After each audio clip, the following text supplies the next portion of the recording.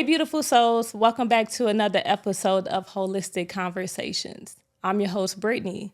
And if you're on a path to self-discovery and personal growth, then you're in the right place. So make sure you join us every Monday as we bring on different guests to talk about their journey to becoming the best version of themselves. All right, so I have on a phenomenal guest named David Powertalk. Yes. And I'm so excited to have this conversation because we're going to talk about learning to trust yourself and finding your worth. So thank you so much for coming on. No, thank you for having me, first of all. Yes. Yes. And I would like to just talk about how we met and how it all came about. Yeah, You know, of course. We were at the podcast summit. Yep. And I don't know, I think I talked to you first, introduced myself. Yes. And once I found out like you were some motivational speaker, Yes. and I'm like, I have to have David on because there are so many people who need your message, Right. and to really figure out like who is David, Right. unfolding your story, Right. and letting the people know how did you get to where you are today. Good. Yeah. Good. Yeah, so like we said, we did make a podcast summit. I believe in the word alignment. I believe everything happens for a reason. The conversation was organic. You told me about what you was doing. I love the energy. I was like, yeah, you know what, let's do it, you know? And I think fast forward, this weekend, you came to our speaker workshop, which was great time. You did awesome on stage. And I know for a fact, anybody watching this right now, just be obedient when God put certain people in your life at a season where you've been praying or maybe meditating about something. Yeah. Yes. And I must say, the workshop was phenomenal. Thank you. It allowed me to know that I don't have to wait for my dream. Yeah. You know, I felt like I had to have everything kind of in place to pursue my dream and my goal. So then to see everyone have that same courage to take the stage, to, you know, mess up a little bit, but to keep going. Yes. It was very encouraging. That's good. So thank you for creating the platform and the space Right. for everyone to have the opportunity to, you know, test it out. Yes. Test it out, being on stage and really feeling how it is. Because sometimes when you look at people, you're like, oh, okay, that's easy. Right. But until you get up there. It's a different story. You get on that stage, everybody looking at you. Everybody, they glued to every word that you say, you know? And a lot of times, the silence of the audience can interfere with your thought pattern. Because you might think you're not speaking or saying something that they care about. Yeah. But what you have to realize is that your story matters to somebody in that audience. Yes. And that's true. So that's a good thing that you said that, because it's anybody watching this right now, it's never going to be a perfect time to do the thing that was put in your heart and your spirit, right? You have to make the time perfect for yourself. A lot of times people say, oh, I got to wait for this, I got to wait for that. You hold off. But what happens is that if you really want something, that's going to require a certain sacrifice. And we are sometimes afraid of the word sacrifice and actually doing that thing to sacrifice. Because I can tell you, my whole journey on even becoming a motivational speaker, branding myself, speaking on different stages, there's several sacrifices that I have been through, ups and downs that could have made anybody say, I quit, I'm not doing this. No, I'm going to wait until X, Y, and Z is there. But the reason why you've seen so many people kept pushing forward, because remember, if you're sharing a message to help other people, now you're a prophet, you're helping other nations, you're helping transform other lives, you first have to be tested. You first have to be worthy enough to say, okay, yes, you could be a coach, you could be a speaker. A lot of people want the bells and the whistles. Oh, I can get on stage. Oh, I want to go viral. I want to do this. But do you truly mean what you say? Do you walk in the same thing that you say? So when I say faith without works is dead, I have faith, but I put in a lot of work, right? I run 2 different companies. We might talk about that also too. Outside of me speaking, you know, family man, husband, you know, mentor, coach, father. There's a lot of hats I wear, right? Yeah. Heavy to head to wear the crown. But however, I accept every part of what God has put in my life at this point, because now, literally, truthfully, we have to understand you done lived half your life already. I've been all the way across the world. I've been to London, I've been to Paris. I've done so many things before I even became a speaker that I already know that I had the most amazing experience I needed to have. Now is allowing God to use me as a vessel to help other people to have those experiences. Yes. And that's how you know when you're doing something good is when you've been tested yourself and then you want to help other people overcome that. Yes. And that's literally every business I started was from my own personal testimony. I did, and I was like, oh my God, if more people knew about this, Right. you know what I'm saying? Right. So that's how you know it comes from a very genuine place. And it's not like, okay, other people are doing this, so I want to do it. Right. It's like it's coming from your heart. Yes. So tell me about one of your trials that you had to go through. Let me pick one. Bing. I'll start out with how I got started as a speaker. Okay. Been an entrepreneur over 15 years. As an entrepreneur, you have your ups and your downs. And one season, I had a real down moment where the company was going under. I was pretty much lost everything. I was pretty much like, my bank account was like, I think I talked about that in the mastermind, like a negative $4,000 or $5,000. Cars about to be repoed. Couldn't pay my mortgage in the midst of Chapter 7. And it was I think my first major loss in business. Like in business, you have your moments where you get kind of low, you got to climb it back up, right? But it was like, I didn't know where the next opportunity was coming, right? So as a business owner, of course you have, your balance sheet, your cash flow, you know what's coming in, accounts receivables, things you got to pay. It was nothing coming in, right? Nothing going to be received, right? Everything was being taken out. And at that moment, I actually I seen a video of a conference. Actually, my first mentor, it said, "Stay ready." I'm like, okay. And I'm like, I need to get ready because I don't know what's about to happen right now. Like I said, I went to this conference. It was in, I think, Philadelphia. Got in the car. There was about almost 3 payments behind. I actually bought a VIP ticket. And even though how broke I was, I still bought that ticket because I knew that I needed to be front row to be part of that experience. And even though I was in the middle of my season, about to lose my company, filing Chapter 7, all these other things, I went there with a tie, vest on. I looked like I was $1 million. So there's this saying, you don't look like what you're going through. You don't look like what you've been through. Some people ask me, hey, are you speaking? Like, no, it's like, no, I'm VIP. So I remember when the speakers went on stage and one of the speakers was saying something. And at that moment, I forgot everything that I was going through. And what happened was I was more concerned about how now I can share my story and help somebody else because I knew I had a deeper story. And I didn't realize, and even now talking to you, that I already knew that whatever I was going through was temporary. Because it's like I knew I was in a bad situation, but by me listening to them, it gave me the hope that I need and the inspiration and the mindset. That's why I have a shirt on, mindset is everything. Because if you change your mindset, you can accomplish whatever you put your mind to. That's a true saying. Right. It might not happen overnight, but it's a day-to-day process. It's a second, minute, every time you have available, just keep focusing on it. And that's what I did. So that was probably my first major test. And that's what actually got me into speaking. Because as I started building back my life, I joined a speaker program to become a motivational speaker. And I actually went through the program. I got certified as a speaker. Actually, I got certified within, I want to say within 2 meetups of the program. Normally you get certified 3 or 4 times. It's like a year program. And I got certified within 6 months.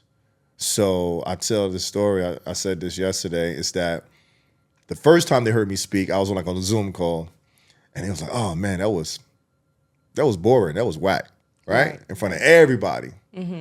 But however, we gotta be coachable, and you gotta take everything serious. I didn't take the call serious. I just came on there just like, okay, let me just share my story. So that's why me as a coach, as a speaker, I tell you guys, please take these moments serious. Prepare. So I needed that first smack in the face, like, oh, okay, great, because I'm very competitive. I already knew I got the gift. But when they said that in front of everybody, now I got to go down to Atlanta and speak in front of everybody in person. After the whole class told and heard my message, and the coach said that I was whack, right? But she also said something too. She said, this is not a loss, this is a lesson. Right. She said, anytime that you speak, your first words must catch my attention. So that's why I tell you guys, when you first walk on the stage, make sure those first 5 words is catching my attention. Don't say, hey, thanks for having me. Hope everybody, you guys look good on the audience. They already know that. They want you to get right to the point. Right. So now, fast forward. Hold on. Wait. Before we continue on, Right. we got to stop and take a moment to really understand how preparation is important. I like that. Because I'm one to prepare for Yes. whatever, right? When I was in college, I was like, especially with me having to, I didn't really have a plan B. I knew I had to kind of take care of myself, although I did have parents, Yes. right? But I was like, I don't know, something is coming. I just want to be ready, and I don't know what it is. So I would work to save money, and an opportunity came, and I was ready for it. So it granted me the opportunity to go to South Africa for a month. And I was able to pay for my flight. I was able to pay for my room and board. And it was like, yes, just be ready. Yes. Be prepared Yes. for whatever. If you're expecting something good to Yes. come your way, Yes. you have to be prepared, That's true. right? So tell me about what was a couple of things you did to be prepared for your opportunity. As soon as I got off that call, I started researching other speakers. I started thinking about what I wanted to talk about. And that's how I actually came up with the concept and my brand, the sub-layer of David Powertalk, that pain is power. So what happened was when I went down there, they allowed us to have slides. So what I did was I did a slide, and the first slide was Pain is Power by David Powertalk. And I don't know to this day where that came from. I don't know how I came up with it. It just was like pain. I was like, you know what? Because I've been through a lot of pain. But I know now my name was David Powertalk, so I just switched it, add the power to it. So I went down there, I did my speech. I used Pain is Power, but the preparation for it was every day. The preparation was this. I'm gonna tell anybody that's watching this, whatever industry you in, whatever you are doing, there's somebody that's doing it at a higher level that's leaving some clues. Success leaves clues. So if I'm want to be a top motivational speaker in the world, I'm gonna look at Les Brown, I'm gonna look at E.T., I'm gonna look at Inky, I'm gonna look at the people that's already doing it. Let me look at their stage presence, look at their message, their delivery, right? That's what I was doing. And I made sure that I took that time and prepared for it. So I prepared, and I will say outside of my preparation, there was also that LeBron factor and that Kobe factor. When I say that, there's a certain gift that certain people just have that you just can't train. Right. And I would just say with that and preparation, it was just when I thought I finished, the room was quiet. It was like, wow. So the main coach, which is Eric Thomas, manager, right-hand man, CJ, he said, brother, you got the gift. I just got to polish you up a little bit. That's it, right? And that's so funny because my videographer, he knows a mutual friend of mine that at that time, we both was in the same academy at the same time, the same program. He started before me. He started I want to say maybe 6 months before me.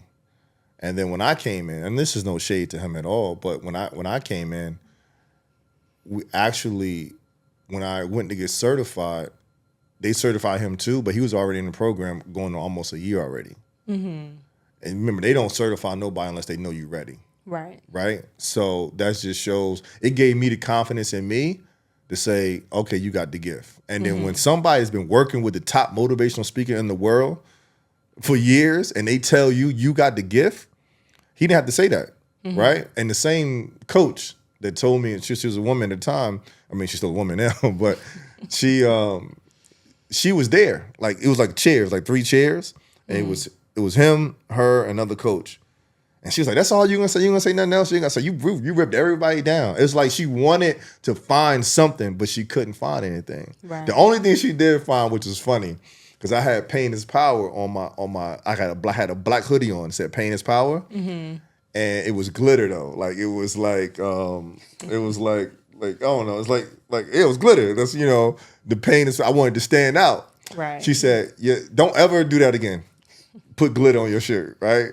I said, "Okay, no problem. I take that, right?" But outside of it, that was it. So yeah. But the preparation really helped me to do it. And I would say, if you feel like I feel like everybody have the gift, but if you dedicate yourself to it, because think about this. I talk about Kobe and LeBron.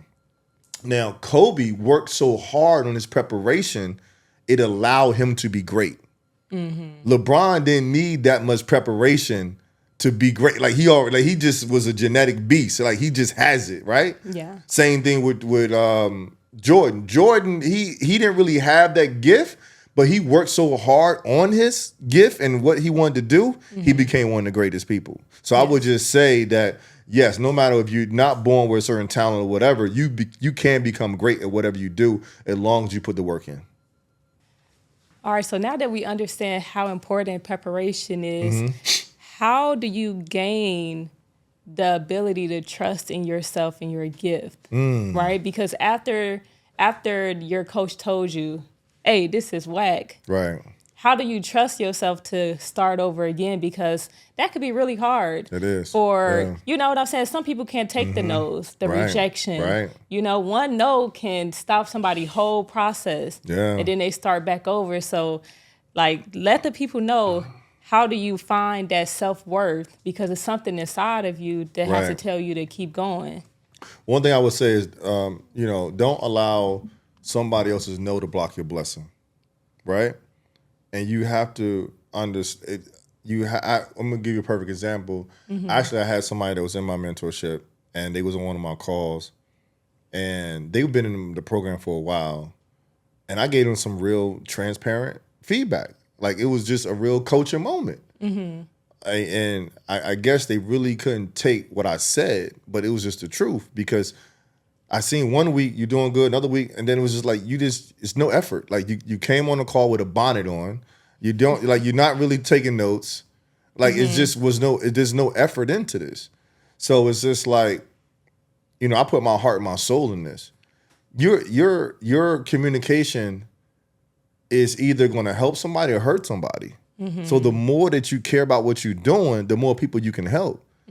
So if you don't prepare and really do the thing you're trying to do as a speaker, that means you really don't care about changing lives. Right. You don't really care about your message. So what I did was I just always understood that I generally I got a good heart that I want people to win because of everything that I've been through in my life. I know what it feels like to feel like you're alone. Like I was even talking to my videographer about this. It's just like, we was talking about everybody at the workshop, how everything they got going on. I said, so imagine everything that I got going on between me moving, between family, between my son, his situation, between my daughter, between business, other companies, between mentees, between everything. Like there is a number of things that's on my plate, but it's just like when it's me, there's nobody I go to, hey, so what you think I should, you see what I'm saying? I don't have that outlet. Right.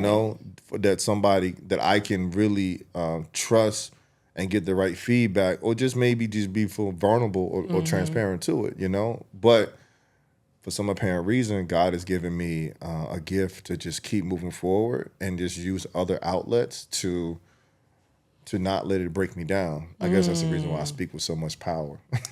Okay, so then it also brings me to a point because you are a vulnerable man, right? And sometimes when we don't have anyone to talk to, we end up holding it all inside. Yes, correct. And then it can come out in a bad way due to one situation that might not have nothing to do with the actual situation that happened. So you talked about, you being in a space at some point in your life where you end up taking a bottle of pills, right? So what was going on at that time? Because I'm assuming that you might have felt alone then. Oh yeah. So at that point, like I said, I feel like it was my worst financial business loss ever, right? Like I had a full company, I had a personal assistant driving me around. I had an office manager, a manager operation. I had one of the largest construction companies in the Northeast area, literally, really So the numbers I was doing was just like, was insane. Like I would just pick up and go fly to like London for like 3 or 4 days and come back and be like, hey, how's everything? Everything's good, right? And it just went, like I had lost like 4 or 5 people at one time. And Like they passed away? no, Or did you kind of it just was from in the company. Okay, got So it. it was kind of some mutiny type of stuff. Like it was because I shouldn't have hired her and her husband. It was just like, and it was just one of them things when it was jobs that was on my board that I didn't even know that was even open. People was calling my office like, yeah, when they coming to? I was like, what job is this, right? And it was just like me fighting. So it was like each week, I was having 50,000 overhead, only bringing in like 15,000. So each week, I got to cover an extra 35,000. So now I'm putting in this, and then next week, same thing. Okay, you only brought in 10, but you got to kick out 45. And eventually, the well went dry. And then I found myself just at a moment, I'm just saying, you know what? And that's why you hear how millionaires and billionaires sometimes just jump off a roof. They do certain things. But God spared my life, and it was one of those moments that I actually realized that you just focus on the small wins and you keep building yourself back up, and it's not that hard once you face it head on, right? As long as you can breathe and you're alive. So I would tell anybody out here, if I talk to kids, I talk to athletes, I talk to a lot of groups about suicide prevention and also, of course, self-development. I specialize in talking about that, especially mental health. And when I do talk to them, the first thing I talk about is being grateful for your life. That's the first thing, right? Being open and honest about your feelings and certain things. Because sometimes you hold so much in that you feel like it's so dark that it should be done. Like, I don't want to deal with this no more. So I get that, right? So at that moment in time, because we all go through things. We're all human, right? So I really want to paint that picture of like what was really transpiring outside of the work, outside, like in that moment of you saying, okay, I'm done. I'm ready for all of this to end. Like going back to like, where were you? Were you in the bathroom? Were you home alone? Yeah, I was like, home. what was the thoughts that was happening? Did I you was, take all of? Did you have to go to the hospital? No. Like, you know what I'm saying? I had. I started to take the pills, bottle of water, and I didn't take the whole bottle. And I was sitting there in the car running. I had a convertible at the time. Garage doors closed. I even went to Home Depot and bought a rope. Until this is so crazy. This is crazy. So, I kept the rope because I was gonna hang myself. I figured I was like, there was something. Either way, I'm out, right? True story. So, my wife don't know this to this day, but even when I moved out where I moved, I always kept the rope in the box to remind me, don't ever think about doing that again. So we're in the train. We're in the process of moving now. So as we moving, I'm going through my stuff and I find the rope that I bought at Home Depot, and I'm looking at it like, wow. So recently, I just finally threw the rope out. Okay. But I don't know why I kept it. Like it's a weird thing, but I think I just kept it as a symbol of saying that, understanding that even though I went through that dark place, I'm glad I made a decision to keep going, right? But, so yeah, sitting there and just, as I was feeling sleepy or tired, I was just like, what am I doing, right? So I went, took a shower, made myself throw up, and then actually, it's so crazy, the next day I actually called, like one of those people, like I guess you would call it a therapist or whatever, the people. Like the suicide prevention. Exactly. So Okay. she's like, you want to come in and talk, or do you need me to come and see you now? And I paused. She's like, you know what? I can come now. So she came over to the house. She sat down on my couch just like this. And within 15 minutes of our conversation, I was just like, nah, thank you for coming though, but I'm good. Like, I don't know what happened. Like, I just felt like the lion woke up inside of me. It's just like, I was like, what am I, like, because this lady is talking to me. I can read people very well. I was like, you're not qualified to keep me off a roof. Like you're like, I'm not saying I'm not trying to disqualify her, but the things she was asking me, talking to me, I'm like, no. I'm like, no. I'm stronger than this. Yeah. No, I can beat this. This is right. So at that point, it was just like, okay, what we doing? Let's go. You Right. know? And you said you were married at this time. No, I wasn't. Okay. Okay. No, I mean, no, I was single then, but you know, I just kept that box. So when I did get married, I don't know why I just kept it. Stuff like, you know, you just got certain things, you know. But it was just a symbol of me saying that I can overcome that. Yeah. Yeah. Yeah. Wow, that's powerful. And I'm glad that you're I still never here. I never really shared that story. That's Yeah. the first time I shared that. Hey, in, this that, is- in that in that capacity. Yeah, yeah. And that's why it's important that we're here on Holistic Conversations. Right. because Somebody we're need this going- message. Somebody need the message because somebody Right. been there before. Right, exactly. You know? Exactly. And then to see you on the other side, it can encourage them as well. Because maybe somebody else thought about taking some pills and course. wanted to course. end their life. Of And course. so I think it's courageous for you to even share that. So thank you. Oh no, of course. Mental health is serious. Mm-hmm. Like, you know, is. and there's certain parts of mental health where you have to take medication, and no matter what power talk you do or whatever, it just can't be fixed from a conversation. Right. You know, like my son is bipolar, and he's almost they think he's also schizophrenic. So I might have said it wrong, but it's something that no matter what I say or do, I can't. There's nothing I can say or do to change where he's at right now. So as a father, how do you support him? I pray for him. I try to talk to him, but it's almost like right now when I leave you, let's say you're my daughter, and I say, all right, Brittany, make sure you do X, Y, and Z. Okay, Dad, I'm gonna do it. As soon as you leave me, you out here doing the worst thing possible you can do. Like literally, we had an amazing weekend at this workshop, right? Amazing weekend. I'm getting in. Before I had that meeting, I talked to you guys all in that circle. I get a phone call from my daughter that my son gets locked up, and they trying to find him. And my wife is calling the actual police department, and he must use an alias because we can't figure out where he's at. So imagine me down here motivating everybody the whole weekend after that amazing weekend, and I get a phone call that my son is locked up. And you can't find him. Can't find him. And he's addicted to drugs. How old is he? He'd be out there, be 19. Okay. Do you mind if asking, has he used like drugs before? Or is this something Oh yeah, that's he was doing it. We didn't know he was doing it before he was turning 18. So when it got to a point, what was it? Because I'm not gonna lie to you. This story is, I wouldn't say it's common, but I also know someone who has a son that's literally schizophrenic, and they diagnosed him as bipolar. And he had an incident where he was just like hearing voices and going to people's houses, thinking they trying to fight him and things like that. Yeah. So I mean, I had some scenarios of my own son, like really just. I wake up 3 a.m, the whole kitchen would smell like weed. I'm like, I know this Negro is not down here smoking weed in my house. I come downstairs, he's like, "What's up, man?" Blew it in my face. Took everything in my body not to just put him down. So I'm old school, you know. But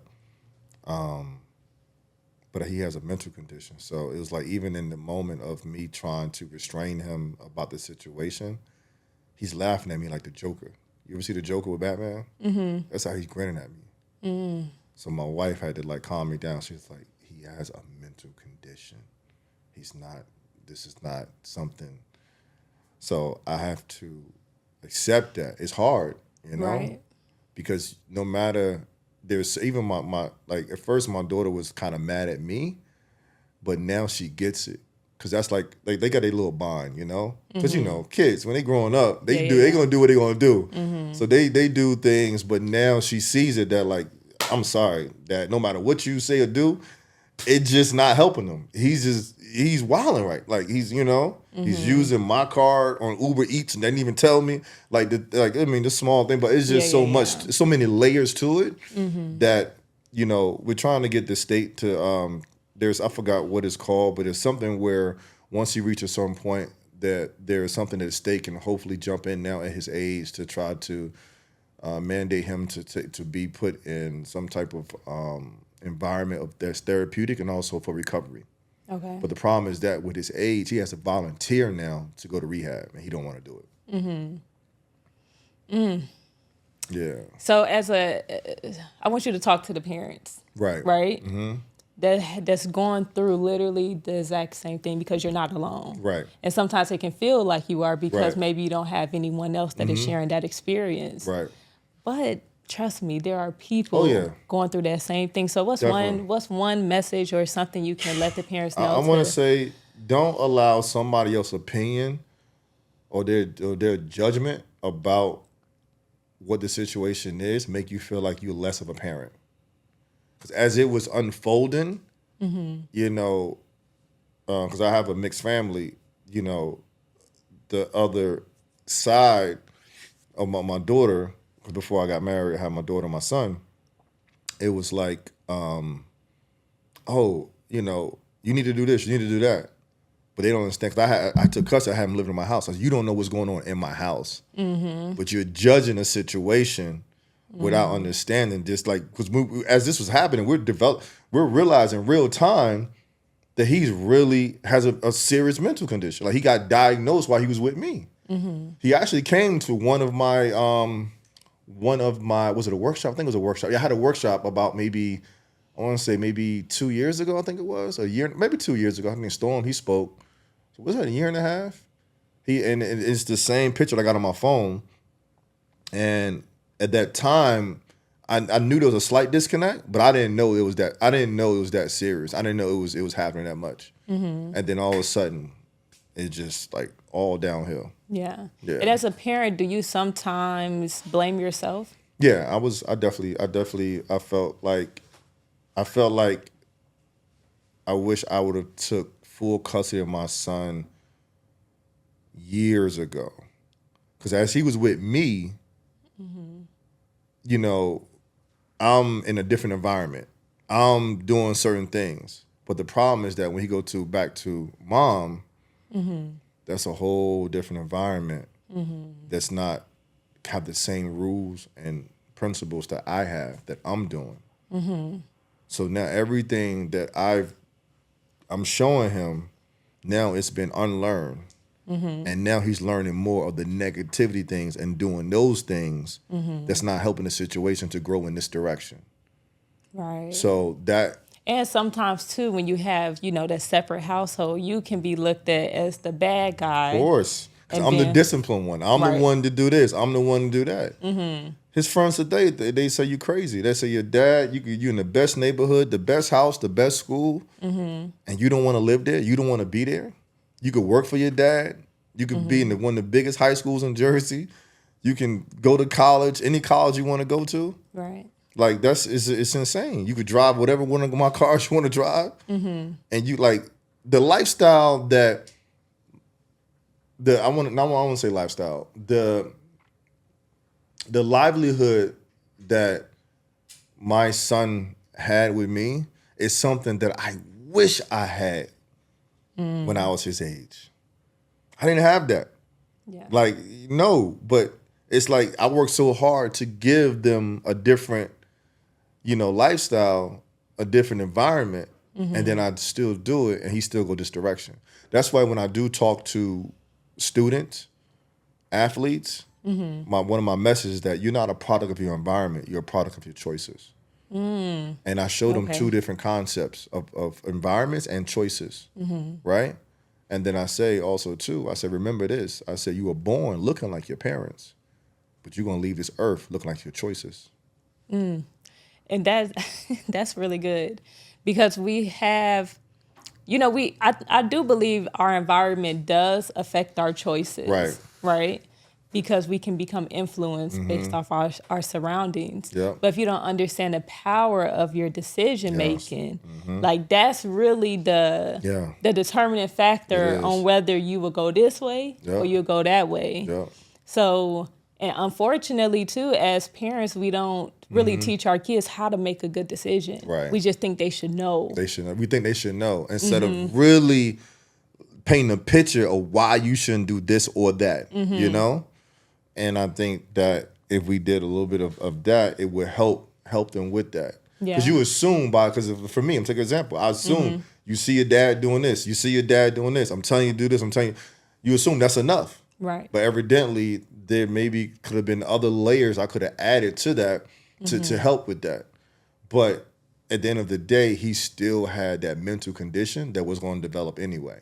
Right. So maybe maybe the drug aspect of it, I could have helped prevented that a little bit, by being more, if he was solely in my custody, I felt that because I don't condone that at all. Right.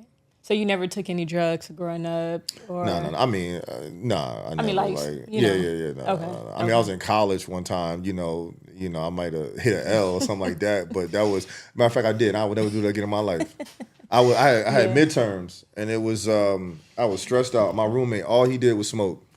He was like, "Bro, just come and hit this." They was in a basement. I said no.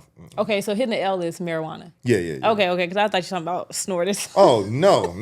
I ain't never done I that. never heard of anybody. Yes. Oh, I was gonna say you're No, it's still going.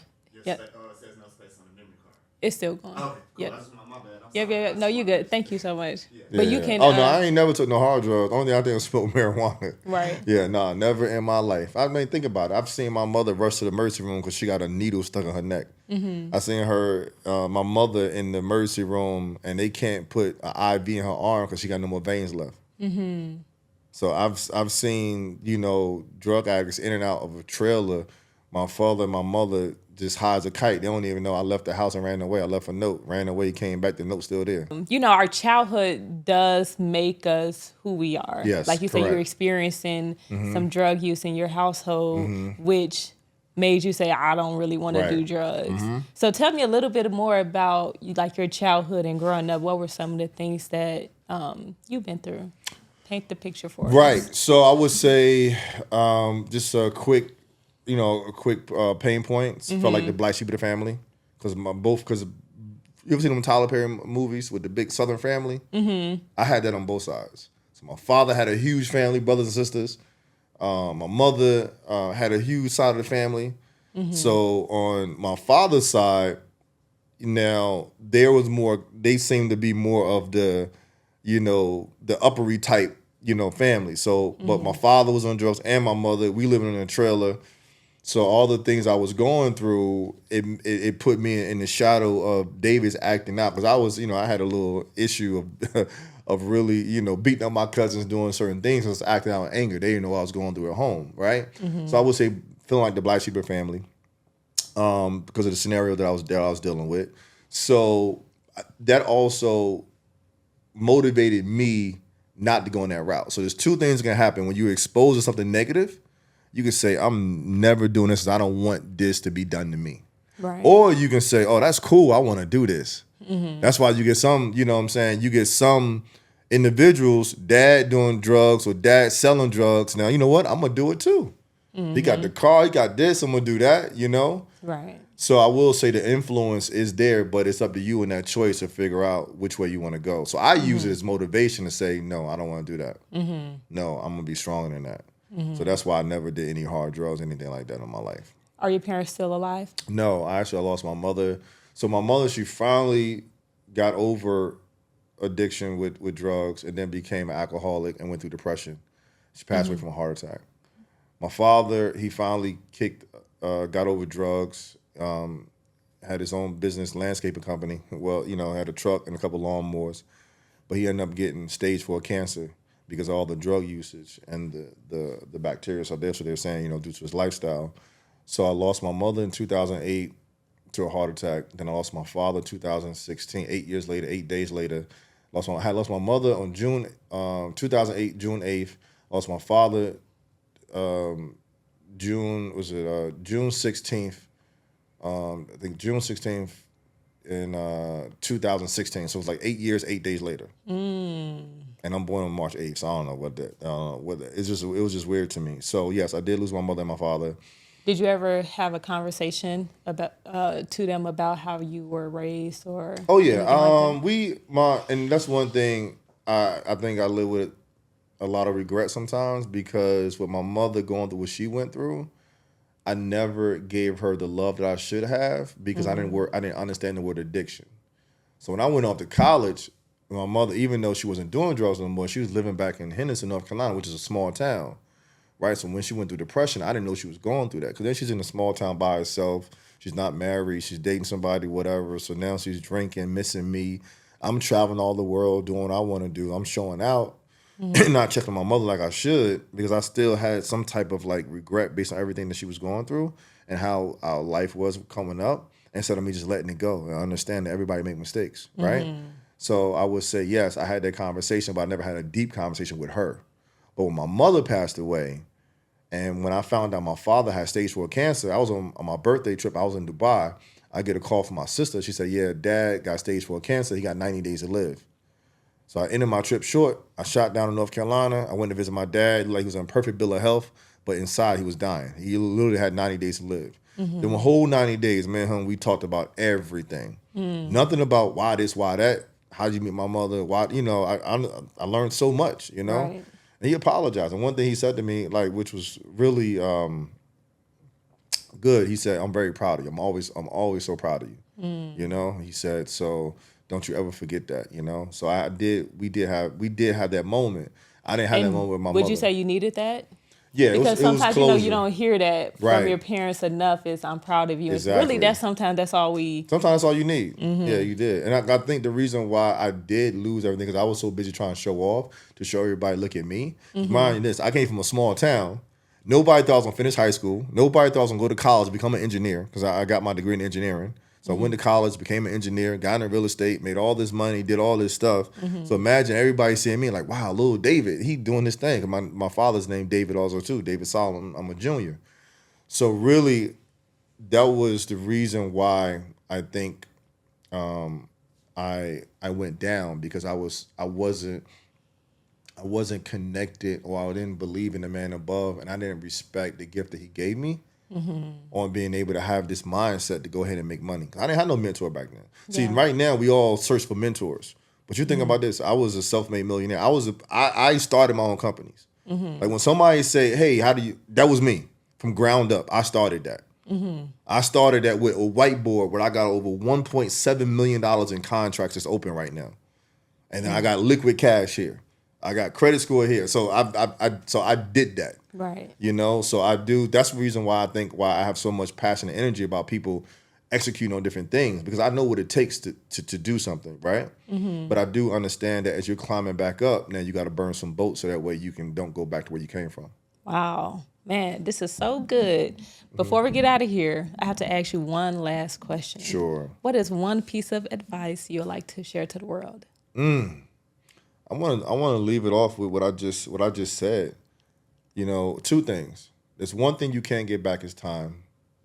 So whatever you want to do in life, whatever you feel like is your main purpose, the main thing you want to do, focus on that and burn all the other boats and only focus on that one thing. Because if I would have just focused on just this one particular area of my life, then yes, it would have been at a different level. But I will say this, it's never your season, it's God's season. So I had to go through all of that so my story could be so much powerful. So I would just say, don't hesitate. If you really want to do it, just go ahead and do it. But don't think about a plan B. Focus on plan A. It will work. Yes. All right, you all. I hope you all found something that resonated with you from David's story. And thank you all for tuning in to another episode of Wholistic Conversations. If you took away anything from today's episode, make sure you leave it in the comments. Make sure you subscribe, and I will catch you on the next episode of Wholistic Conversations. And let the people know where they can find you. Yes, David Powertalk all over TikTok, Instagram, website. Everything is at David Powertalk. Go ahead, subscribe, share, like, shoot me a DM and let me know what you thought about the episode. All right. Thank you all, and catch you next time.